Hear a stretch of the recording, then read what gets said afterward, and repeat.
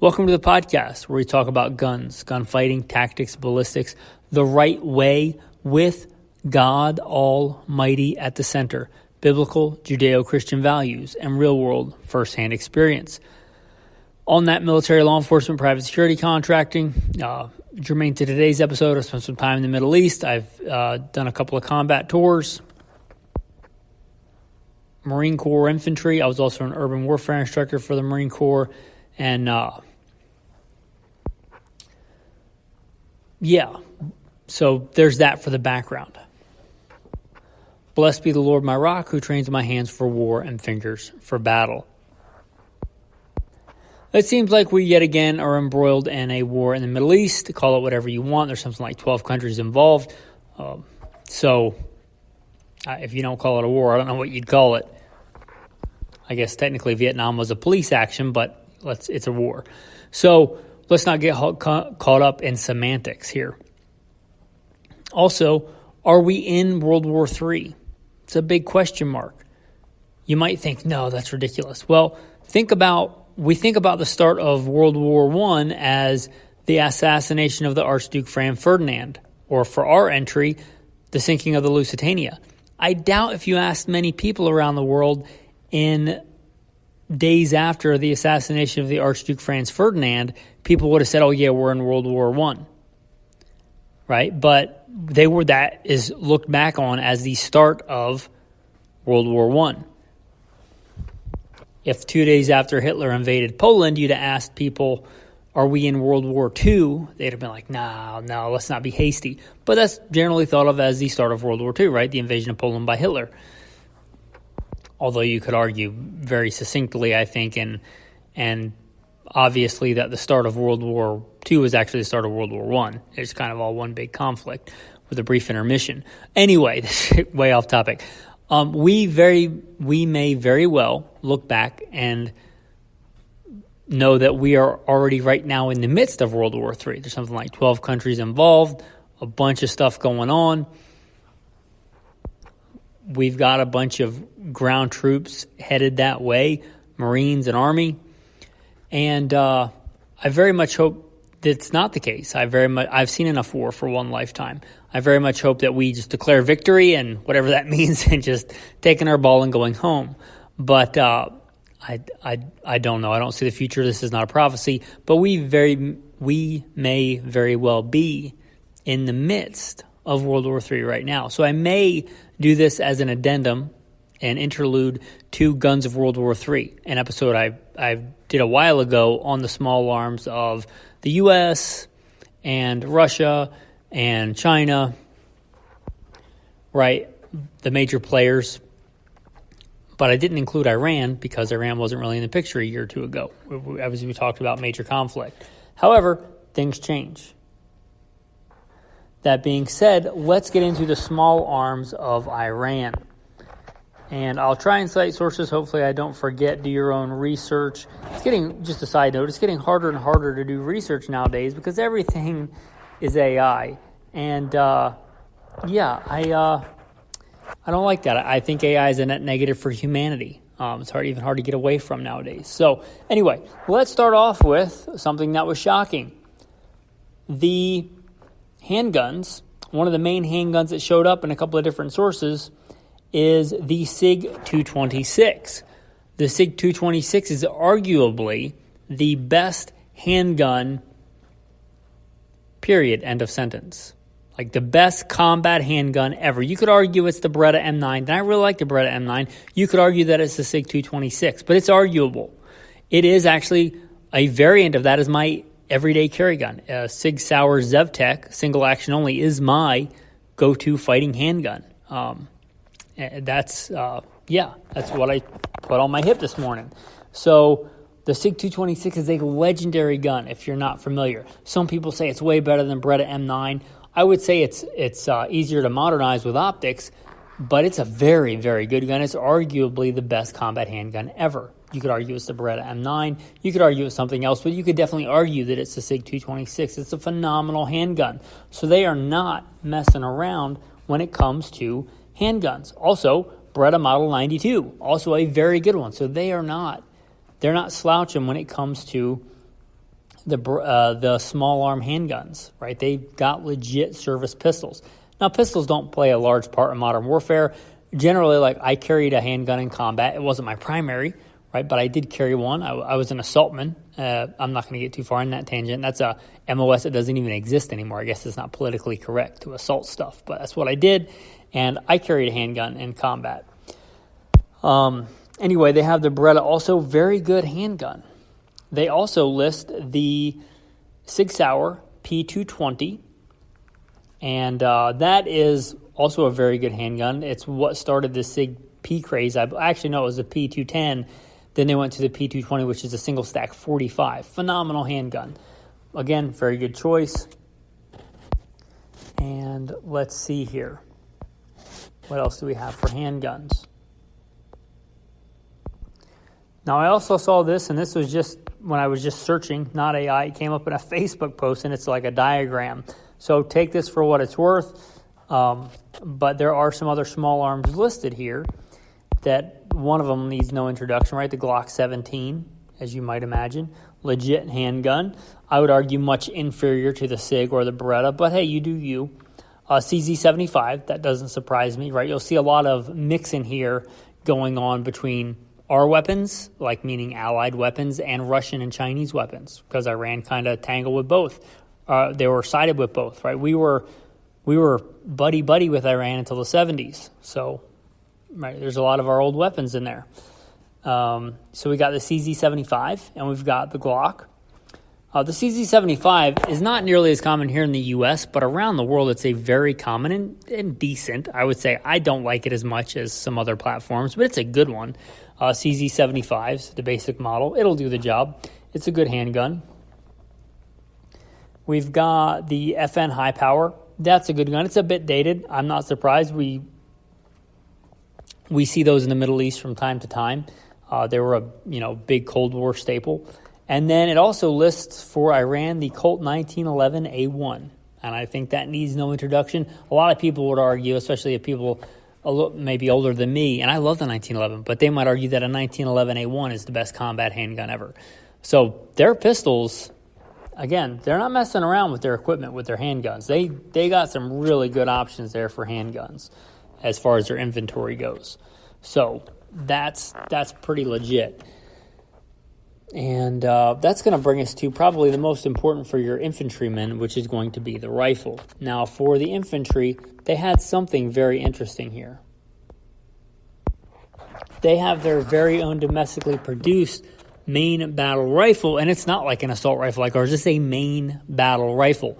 And the difference for that is it's a full-powered rifle cartridge, where ours, at least up until the M7, the new M7, which may or may not be fielded in large numbers yet in the U.S., their primary arm is a full-powered fighting rifle, and it is the Masaf.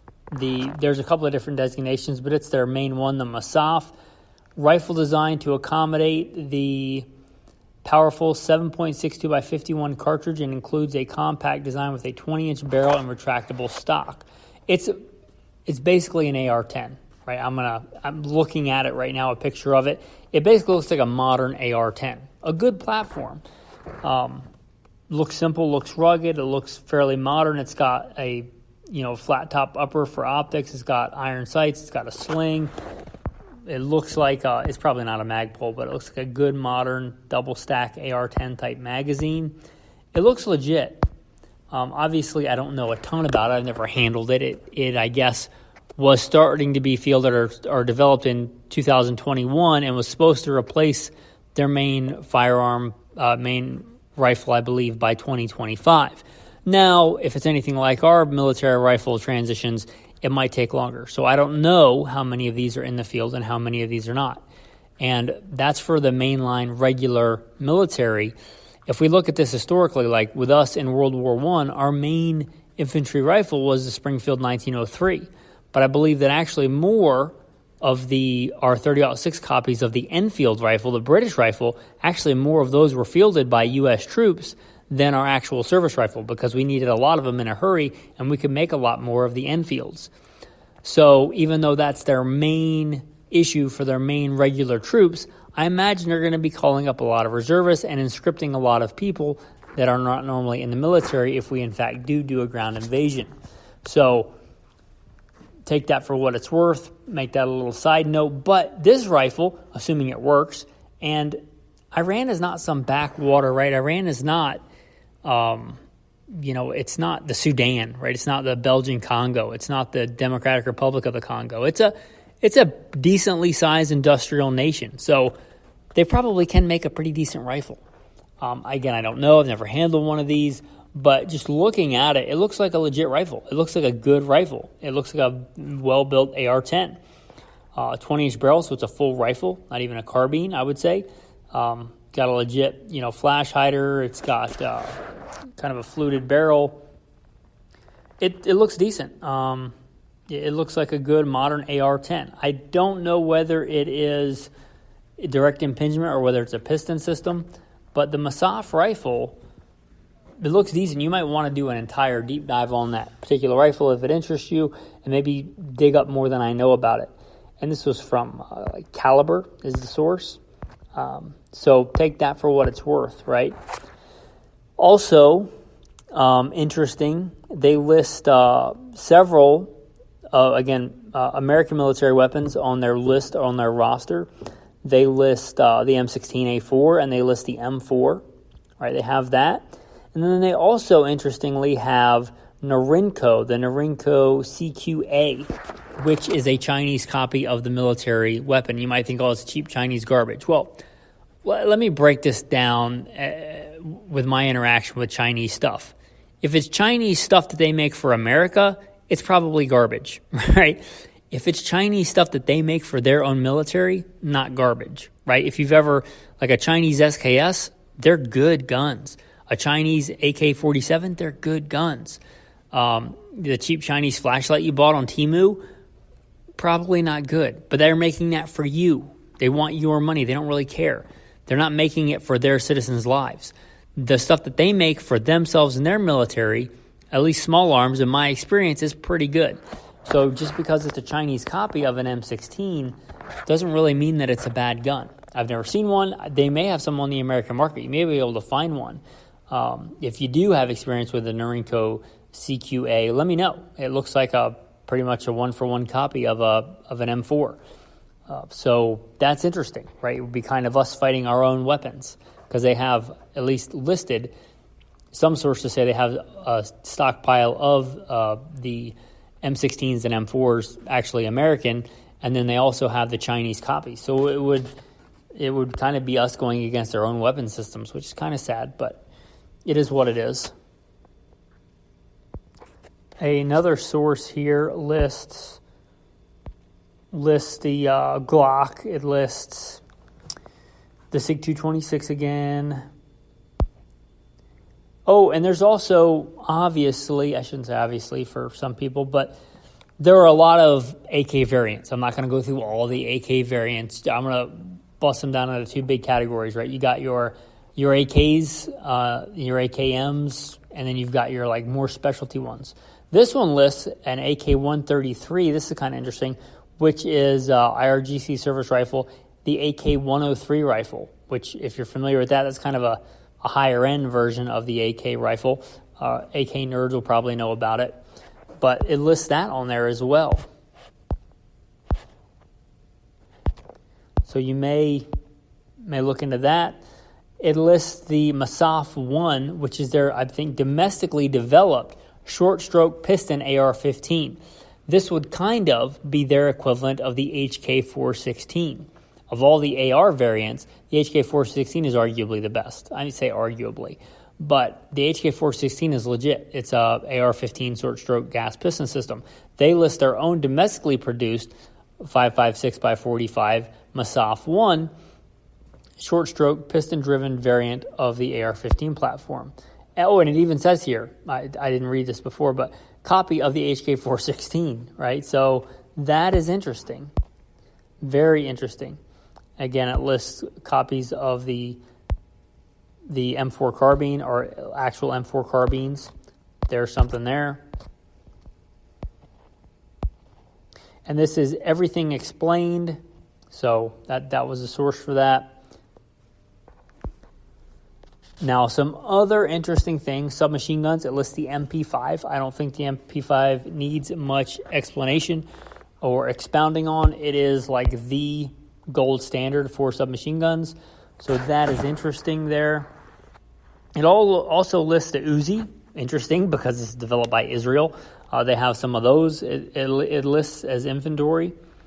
So obviously the Uzi has a pretty good reputation as well. I like Uzis. They're okay. They're I think glorified more for their nostalgia than their actual use. And then I'm still going to continue a little bit up the chain into small arms. Going back, one of their older inventory, which we'll likely see if we see any kind of large scale thing, is the H&K G3. Now, this was a Cold War battle rifle. I thought that this was like a mainstay, like everybody knew about the G3 that was into guns, but apparently not. So, back in the Cold War, the start of the Cold War, we wanted everybody to standardize on our, 7.62 by 51 and the 308. And most of the rest of the world went with the FAL. The FAL is widespread, referred to as the right arm of the free world. A ton of countries used the FAL during the Cold War, but Germany wanted their own thing in 308. They developed the G3. The G3 is a legendary, very rugged, very simple, I'd say very good, although a bit dated with optics mounting and stuff, but very good battle rifle, like Cold War battle rifle. Very simple design, arguably one of the best ever developed, and a very, very good system. So it still lists that they have some of those. I would not be surprised to see those get pulled out of mothball. I mean, heck, we still use our, M14s from time to time. So I would not be surprised to see those. It also lists I'm going to go a little bit up the scale here. I'll still consider it small arms, but the Raytheon M47 Dragon anti-tank missile system. This looks an awful lot like one of ours. It says Raytheon, so that is ours. I don't know how they got a hold of them, but maybe Raytheon just sold them to them. But it looks similar, not identical, to a Javelin. And those are pretty legit. So take that for what it's worth. And then it also lists, no surprise, the Kalashnikov PKM for machine gun. The PKM is a legendary machine gun. They are rugged, reliable, and powerful. Pretty much what you want in a machine gun. One of my favorite not rifle things, the M79 Thumper grenade launcher, made by us. The M79 Thumper is one of the coolest weapon systems I've used, and I've used a lot of them. But the M79 Thumper is really cool. It's like a single-shot break-open shotgun, except it fires grenades, which is pretty cool. So there's that. No surprise, they have the RPG listed. I mean, what country over there doesn't use the RPG? Also, one that I'm not super familiar with is the Beretta Model 12. The Beretta Model 12 is, again, one that I'm not super familiar with. I may have seen it when I was in Italy, but I've never fired one or anything. But submachine gun. And a lot of those are going to be from Military Factory. That was the source on that, if you want to look that up. So, I guess, thinking about this, they have some legit weapons. They have some legit rifles, some legit handguns, some legit grenade launchers, anti-armor type stuff, anti-bunker type stuff. They have some legit small arms. They're not some, ragtag group in the Belgian Congo. They're not some third world nation when it comes to arms. They have legit stuff. They've got 90 million people, guys. And they're not a poor country. They weren't a poor country. So, yeah, their small arms are legit. Yeah. I mean, if they get desperate enough, you might see some really old beat up AKs or something out there, but they're going to have some legit weapons, it looks like. Small arms. Let's hope we don't have to see that face to face. But at least be prepared for it. At least kind of know your enemy, right? Do some study. But those are some small arms when I did my research on Iran.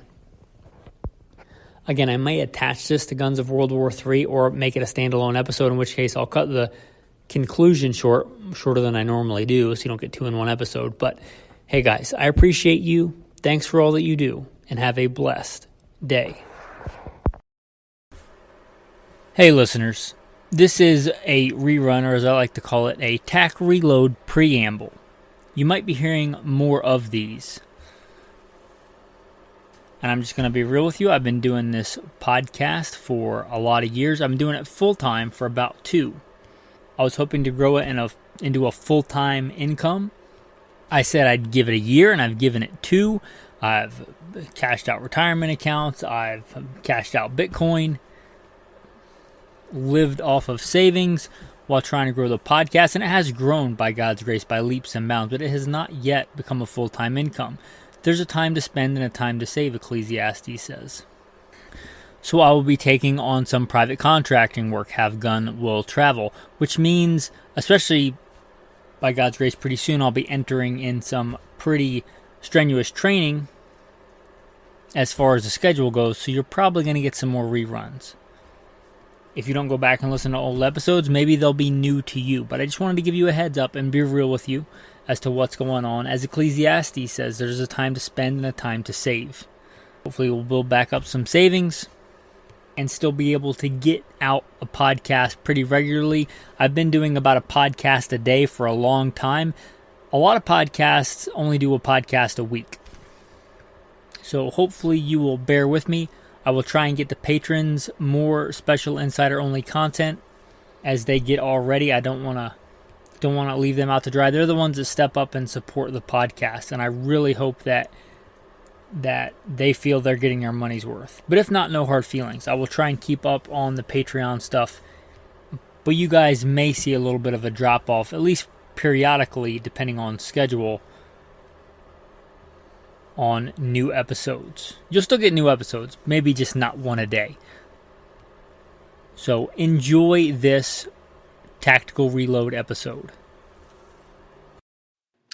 Hello, and welcome back to Gunfighter Life, the podcast where we talk about gunfighting the right way.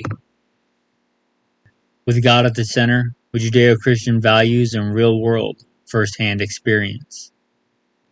Today we're going to be taking a look at the top guns, top calibers, top pairings for World War III. Don't forget to like, subscribe, and leave a review of the podcast. If you want to check out more while you're listening, you can go to goodshepherdtraining.com. With that, I'll plug in the bio. If you want to skip it, skip around 3 minutes and 45 seconds from where it starts. First and foremost, I am a servant of God, preacher, a fisher of men.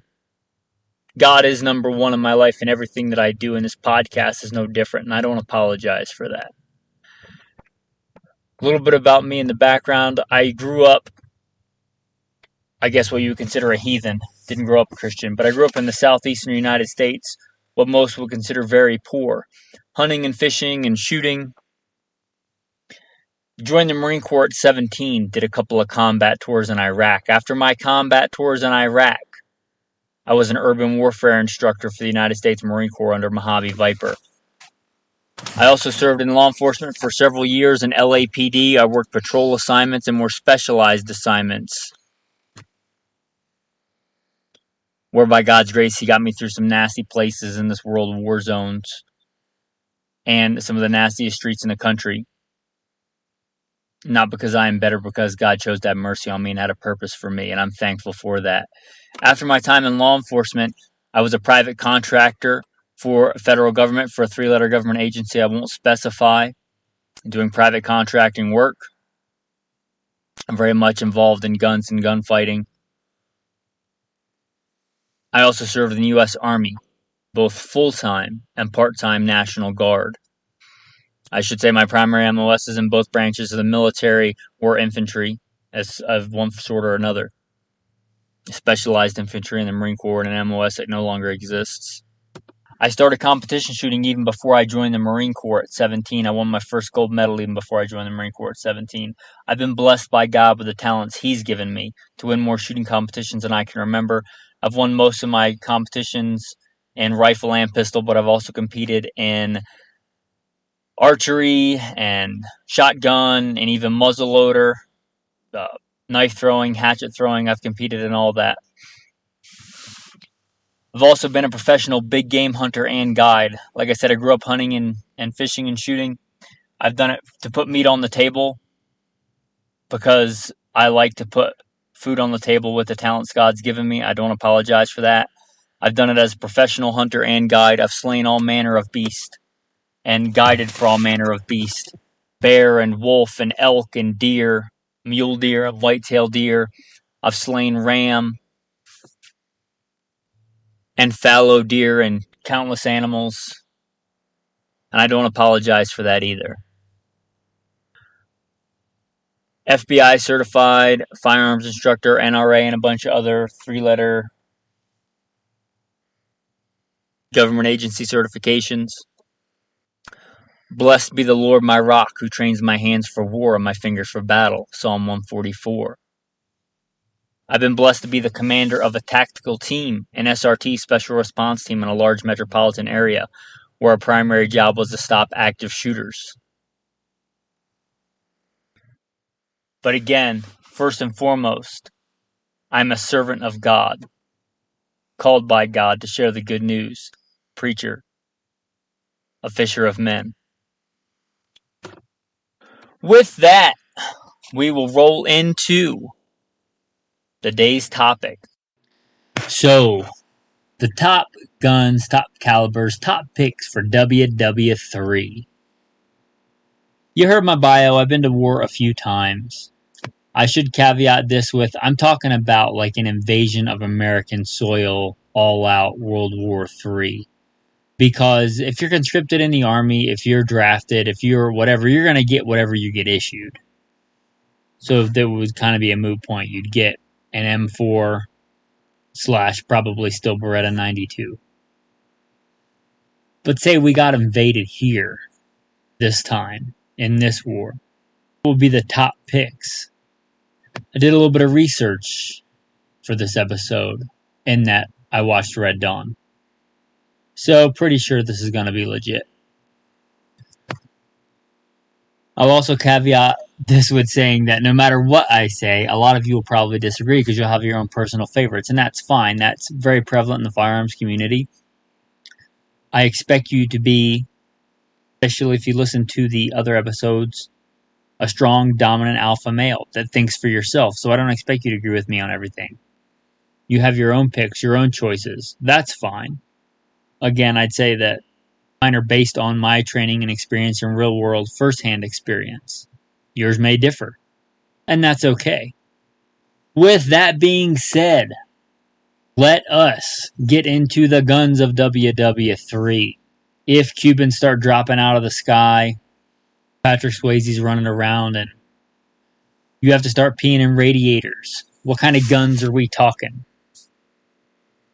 Well, for me, my number one pick, or I should say my number one pairing, would be my S.R.T. If you don't know, that's a .308 full-size, large caliber, semi-automatic rifle. The S.R.T.S for me.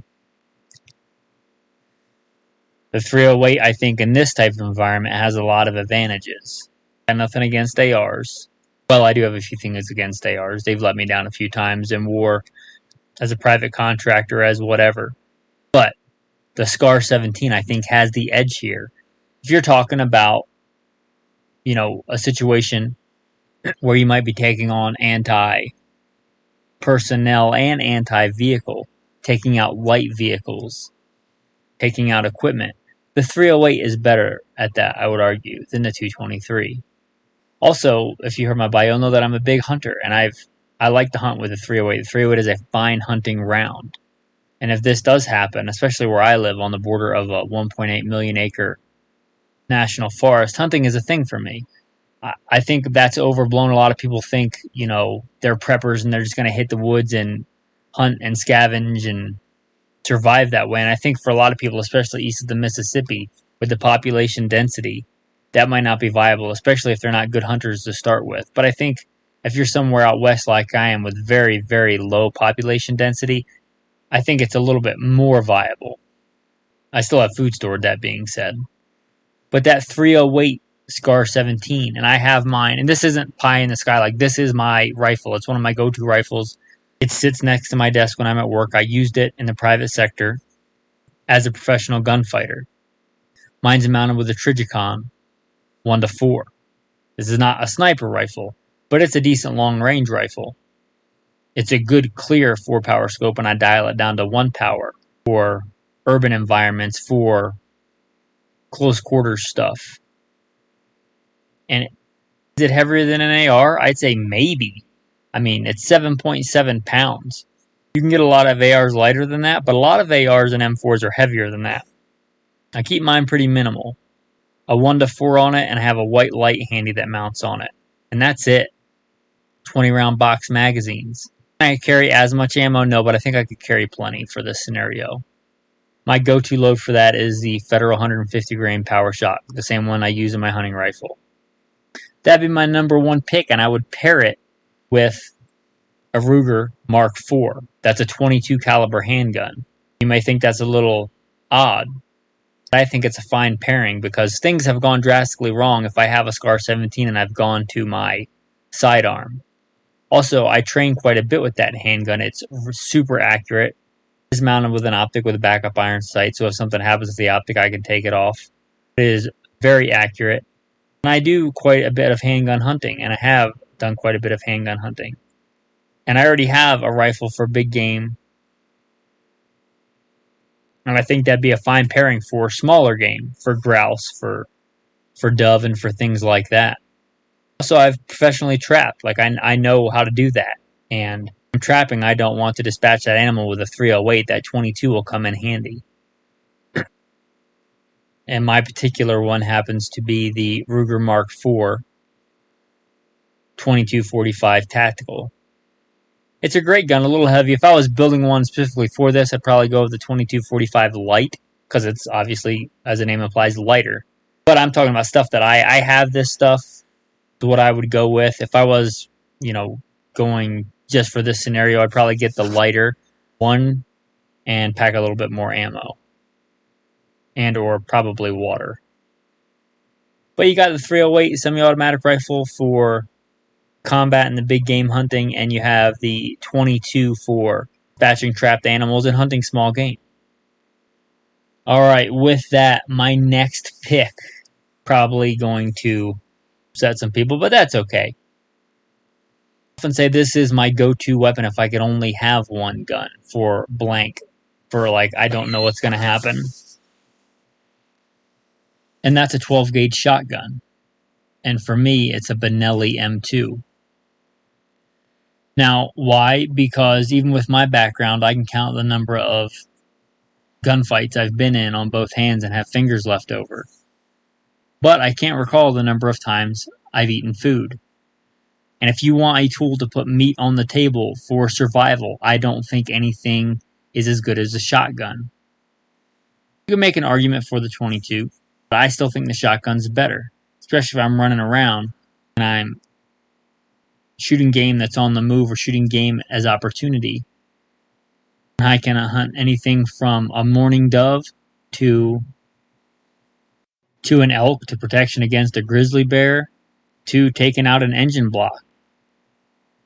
And, when I was a cop, if I was doing urban stuff, even though I had an access to fully auto, M4s, Car 15s, or a Mini 14, or subguns. If I was going in, make entry on a house, I grabbed the Remington 870 12-gauge shotgun.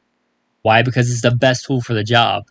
And my goal wasn't to grab what looked best on Instagram. Instagram wasn't even a thing back then.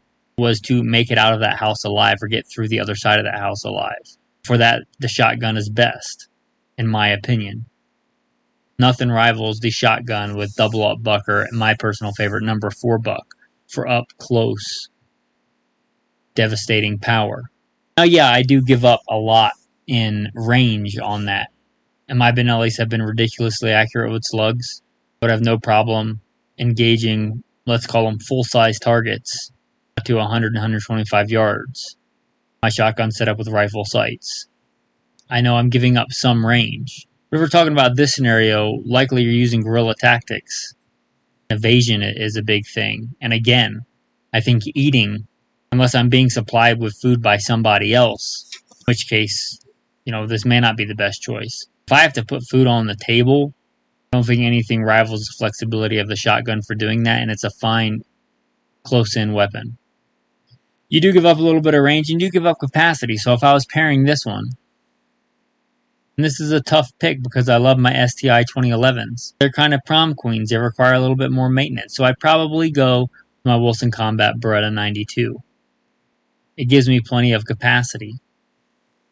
Good backup for if the shotgun ran dry in a hairy situation. But if I go through, 9 rounds of double-up buck or slugs, I got problems. Again, guerrilla tactics on this. But that'd probably be my pairing. That'd probably be my backup for that. And it wouldn't really need to be a hunting tool, because if I have a shotgun, that's going to be better in pretty much every conceivable scenario for hunting. And again, I love handgun hunting, but I like it because it's challenging. If I'm trying to eat, I want the shotgun. And my last pick, but would still make the list, would be one of my ARs. I have 2. I'm not a gun collector, I'm a gunfighter. I have an AR pistol. I have a pretty nice, had it long before I ever heard the term, but what you would consider like a recce rifle. I used it doing interagency task forces. But either one of those are good. I'd probably pick the latter, the recce rifle setup. I've had that AR for 15 years. I've used it on a lot of missions. It's a great rifle. It's one of the reasons I never got rid of it, and I kept it even though there's newer, hotter things on the market. That AR of mine is ridiculously accurate. I mean phenomenally accurate. It is an Adams Arms, one of the old school Adams Arms. I believe they went away and came back, but this is it's a good, accurate rifle. It's a pencil barrel. It's light. It shoots fast. It shoots accurate. I got it mounted with a Leopold 1.5 to 4. I got it mounted with 45-degree offset iron sights for the close-up stuff. Ammo is lighter, so I could carry more of it. Almost useless for hunting. I mean, I have hunted with an AR. It's a great varmint round. I don't want to eat varmints. The thing about varmint rounds is they pretty much destroy most varmints. That you get a lot of tissue damage. This might anger some people, but an AR is not a good choice, especially in 2.234 hunting. Would I hunt a deer with a 2.23 if that's what I had and I was hungry? Yes, of course I would. But it is not a great choice. And just to be different, since I picked the Beretta 92 for my last choice, I'd pair this one with the M17 with the Trijicon RMR on it. One of the reasons I might do this is, if I did break my optic on my rifle, I could conceivably mount that Trijicon RMR on my rifle, and it would still be a decent optic. I like the Trijicon RMRs that are tritium fiber optic, no batteries. I don't like trusting my life to things with batteries. I've just learned that lesson the hard way. Same thing with the optic on my SCAR-17. It's a Trijicon tritium fiber optic. As long as radiation's a thing, that optic should work. Handgun optics are the same way, tritium fiber optic, made in America. My go-to kind of setup for this type of stuff, real world first-hand experience, I like the battle belt. It is my favorite. Obviously, I wore a Sam Brown when I was a cop, which is like the cop version of a battle belt. I wore a battle belt, say, in the private sector and as a private contractor. I think they are the best, the most mobile, best option for carrying your kind of gear, tactical reloads. My go-to knife would be my Tops knives, Tops Tom Brown Tracker. I kind of thought that knife was kind of a gimmick knife, and then I got it, and I really like it. I think they're very useful blade shape, very useful design. It has a saw on it. Mine's set up with a ferro rod and a couple other things on it. But that knife is great for a lot of things. For anything from dressing out and butchering game, it would be fine for, to making kindling, to creating a shelter. I pair it with that. And I've done a whole episode on my War Belt Battle Belt. So if you want to check that out, you can go check out another episode. But I'd go with the kit that I have and that I'm familiar with. If you're not training now and good with the stuff that you have, this would not be the time to learn it. Go with what you know. And you say, why did you not mention the AK-47? Well, because in this scenario, most likely, assuming you survive your first gunfight, you probably get an AK-47, if that's what you want. And I like the AK. I carried one in Iraq. At certain times, I think it is a fine battle implement. Wouldn't be my first pick. I'd take the SCAR-17. You can disagree. If the war lasted that long, I'd probably be dropping the SCAR-17 after a while if I couldn't get ammo and grabbing one of those. So this is a good one to leave your comments. What would you pick? Leave a review of the podcast and put in there what your picks would be. If you leave a good, respectful, I should say, review, everybody else know, I can't believe you didn't say the Glock 17. I'd pick the Glock 17. Whatever you want to say on there, let people know, again, respectfully. I will say, if you like this podcast, you check out the Alpha Male podcast. We talk about how to be an alpha male the right way. If you care about the important stuff, you can check out Simple Man Sermons, the preachings of a simple man called by God to share the good news of Jesus Christ. You want to check out more, again, goodshepherdtraining.com, goodshepherdtraining.com. If you thought this was worth $1, consider supporting on Patreon. These are free to listen to, but they're not free to put out. So if you want to help support the tribe, you like the kind of content, you like to listen to it, you think it's worth $1, less than, one round of good high quality 308 probably nowadays. You can do that. Again, Patreon, goodshepherdtraining.com. Go to goodshepherdtraining.com. There's a link right on there. With that, as a thanks for staying tuned till the end of the episode, the tactical tip of the day. We talked enough about guns, I think, for this.